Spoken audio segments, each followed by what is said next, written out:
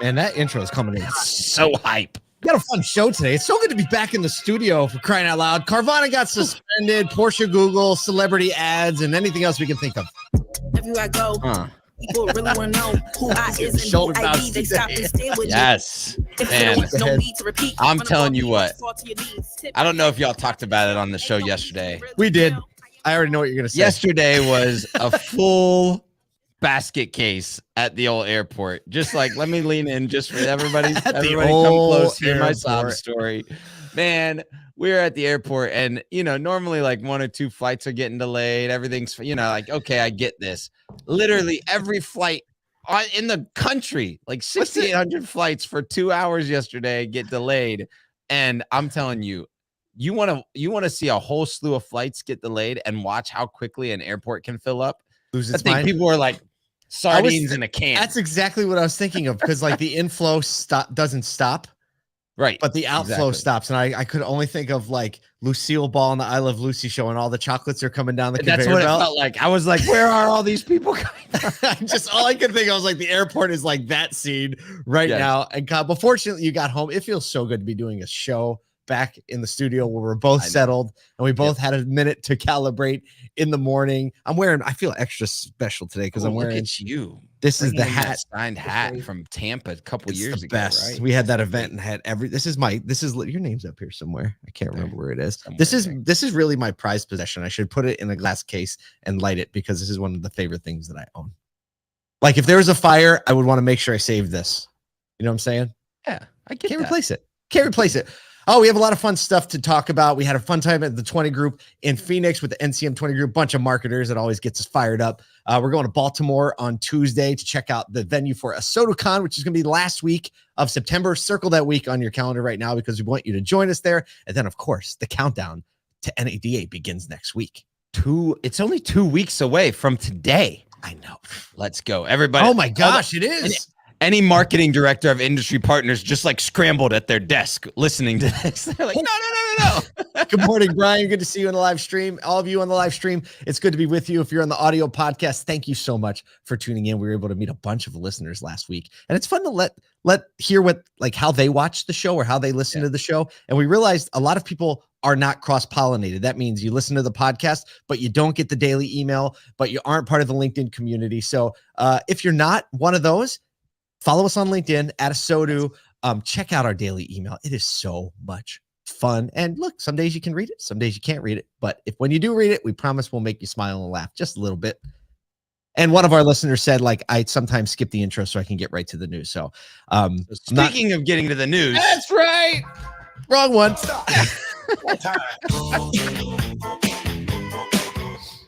All right. Getting right to the news. Here we go. The Carvana location in Michigan will be surrendering its dealer license. What is it? Is there a ceremony about that? Is it like, the walk of shame up to the office? I just imagine that in my head, like when one general surrenders to another general, everybody lines up. But because they're ineligible, they'll be ineligible to apply for a new one for 3 years in a plea deal with state regulators. Originally, the license was suspended on October 7th, which Carvana contested, but they were denied their appeal. The Michigan Department of State, you said Carvana violated state code by failing to apply for title and registration within 15 days of delivery, failing to maintain odometer records, improperly issuing temp registrations, and failing to have records available for inspection. So a couple things. And here's a quote from the Automotive News article. It says, Automotive News, in a plea deal signed with our department, Carvana dealership in Novi, this is in Michigan again, agreed it had violated the law and to have its dealer license revoked and barred from reapplying for 3 years, said state spokesman Jake Rollo. So customers, here's the deal. Customers can still buy a car if they live in Michigan, but they have to only use online. They can still take delivery at the Carvana location, but they cannot walk up and start working a deal. They can't walk up and ask questions about anything. With salespeople, that's a big no-no. So it'll be interesting to see how that plays. The crazy part here is the reason why you do online is to speed up your purchase process. So now every single one of these people have to go personally to the DMV to get their vehicle registered. Because Carvana can't actually complete their registration process for them, they are now doing this seamless or close to seamless process online buying the car, and then like and then you're at the DMV. brutal. Oh gosh, you know, that this is like that. You know, I'm a local dealer. All of a sudden, I'm talking about like, you don't want to go to the DMV, do you? Yeah, without a doubt. You're just leaning into that conversation, you know, making sure that like we're going to care for you long after you purchase a vehicle from us. It's a perfect conversation. You know, it's interesting because there's always going to be scrutiny on larger players in the market. This is something that like even local dealerships from time to time have trouble with. Maybe changing title clerk, Paperwork, DMV, paperwork is a little slow, lending, whatever it may be. And so I think this is just a reminder that like if customers are frustrated after the purchase, they will tell someone, and that someone is typically someone in a legal, perspective that has a legal perspective. And at this point is the DMV or the state. And boom, all of a sudden customer perception impacts your ability to deliver vehicles. So just a reminder to franchise dealers that, the sale ain't done when the sale is done. Gosh, imagine having a good experience like buying the Carvana thing online, having your car delivered, get all excited, and the last thing you remember about the whole transaction is your hour and a half in the DMV trying to register an out-of-state vehicle in your state. Tough. Does that mean you have to pay the sales tax at that point too? No. They can figure that out. They can figure that out. Yeah. Either way, it's not easy. It's not complicated. Interesting timing. We were just in Phoenix and we were at an In-N-Out burger.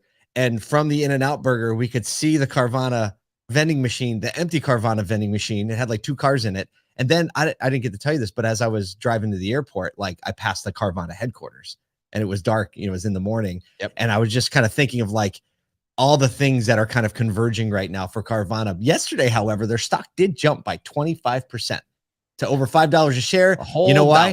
I was like, are these two things related this morning when I was looking at the story? I'm like, they couldn't have affected the stock price. Is that big of a deal? And then no, it's apparently gotten swept into the meme stock craze now, hanging out with AMC and Bed Bath & Beyond. So I don't know. Invest at your own risk, I guess. Yeah. It's really, and if you don't know, you probably know, but a meme stock is when like on subreddit or a group of people get together and say, hey, we're going to buy this stock and kind of, squeeze it. Artificially inflate. Yeah. But it has zero to do with any substantive business change. So, that's it. Speaking of a substantive business change. Stop. Segue time.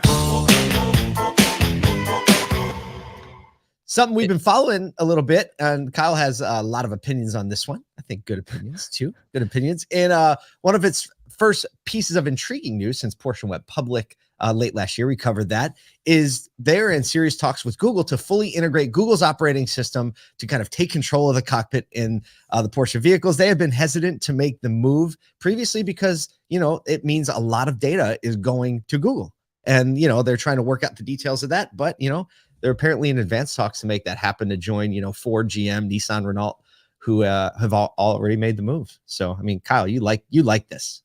Yes, I absolutely like it. For me, the data, I get the potential concern, but if you're going to be sharing data with anyone, it's the person that probably already has 99% of it. They're just getting their extra 1% from you.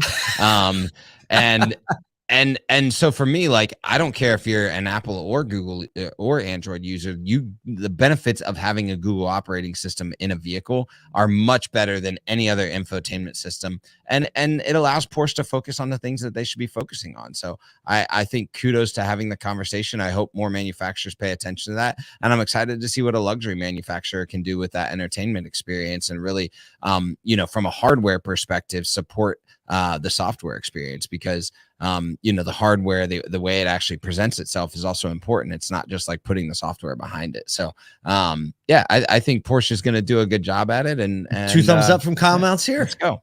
2 thumbs up. Hey, for those of you leaving comments in the chat, I'm so disappointed that it's like a couple of minutes behind in the streaming platform, because on LinkedIn, it's lighting up today. People offering advice to a Carvana to offer free doubles, talking about the email. It's just a lot of fun in the comments. And someday we'll figure out how Kyle and I can be in the comments in real time so that we can respond to those, not too up to maybe, I don't know, maybe like YouTube is more, maybe LinkedIn's just slow. They're a little slow sometimes. I have a question. Is is an EV like protein style, and like a gas vehicle is like Animal. Well, if you know in and out, you know what we're talking about. If you don't, you have no idea what we're talking about. But if you know, you know. I'm trying to think of a segue because this is our first like follow up from a conversation. So yesterday we had a longtime second generation dealer turned consultant turned savant Todd Caputo on the show. He's been a guest host. You'll probably see him some more in upcoming episodes. But we talked about the S&P Mobility's report of how many EV chargers will we need by the year 2030. Amazing. How many will we need by the year 2030? And it ended up being like 2 point something million. And Todd was like, look, we can have chargers all over the place. Right. Yeah. But if there's no power to the chargers, what does it matter? Because he lives in North Carolina. He said, it got cold and we ran out of power. Right. Like, and so got a little chilly. And so, and he sent me an article late last night, just been like, hey, this is what I was talking about on the show this morning. And a new report came out that the largest power grid in the country, which happens to be in the Northeast, saw 25% of their grid fail during Christmas break. Now, it was on the brink of like some serious stuff where there start to be blackouts. But PJM Interconnection, they stretch from Illinois to New Jersey, service 65 million customers, said it was on the verge of blackouts just because it was cold during Christmas. And so I think just a little context to yesterday's thing.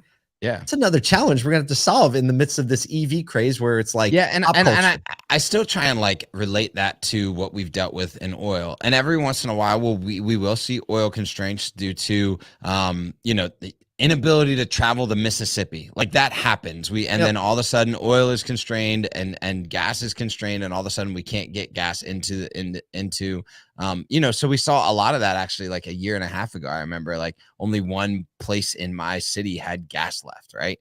And so I remember that. We've seen this before. But the volume of customers affected, like to say that 65 million customers on the grid were let down in this Northeast.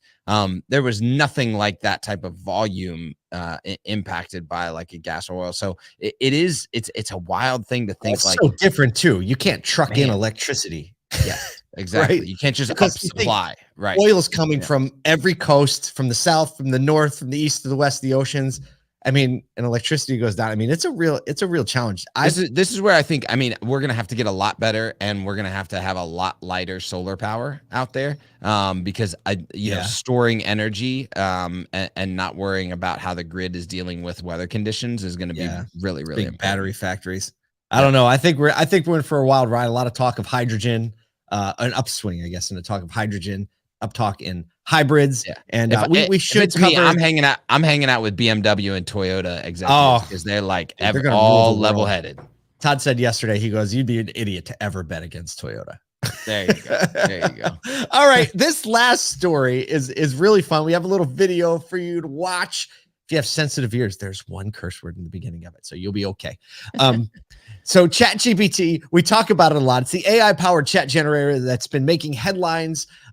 So now ChatGPT is the star of a new commercial created by actor Ryan Reynolds. You know who he is. He's dancing with Will Ferrell all Christmas long and all this other stuff for his mobile service company, Mint Mobile. And in the ad, it's a lot of fun. We're about to play it. He gives ChatGPT a little direction on how to write an ad and then reads the ad and reacts to it. So, all right, go ahead. Gents, roll the Ryan Reynolds, owner of Mint Mobile. We're always looking for ways to save you money. So this year, we're kicking things off with an ad that I created using ChatGPT, the AI technology. This is what I asked it to write. I said, write a commercial for Mint Mobile in the voice of Ryan Reynolds.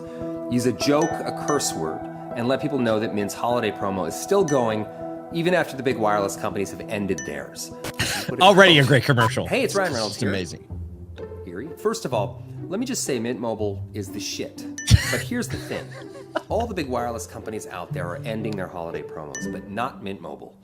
We're keeping the party going because we're just that damn good. Give Mint Mobile a try. And hey, as an added bonus, if you sign up now, you'll get to hear my voice every time you call customer service. Just kidding, that's not really a thing. Stay classy, everyone. That is mildly terrifying, but compelling. That is a great 60-second ad. This is why the ad is so good, is because it tells the story twice. It uses this AI to not add the human element, but add the interesting element. And I think that's what's important. Like, as we learn about how AI can support what we're doing, is like, don't use it to replace the human element. Use it to enhance it, or make fun of it, or start the ideation process, or whatever it is. And this was just like a quintessentially perfect execution on a new trend. Well done. Couldn't agree anymore. And you know what? That's gonna run so much better on OTT, on everything. Doesn't matter. Streaming, on YouTube pre-roll. Like, this is where, like, social media, right? Like the end of network television. We were hearing Gary Vaynerchuk talk about this. Like, hey, what's it going to look like? It's going to look a lot more like that. It's going to look a lot more. There you go. We gave you a little tour around the things that fly around our brains on a Thursday morning. We hope you get out there, serve one another, have a little fun too. It's okay to have fun, right? Let's go have fun.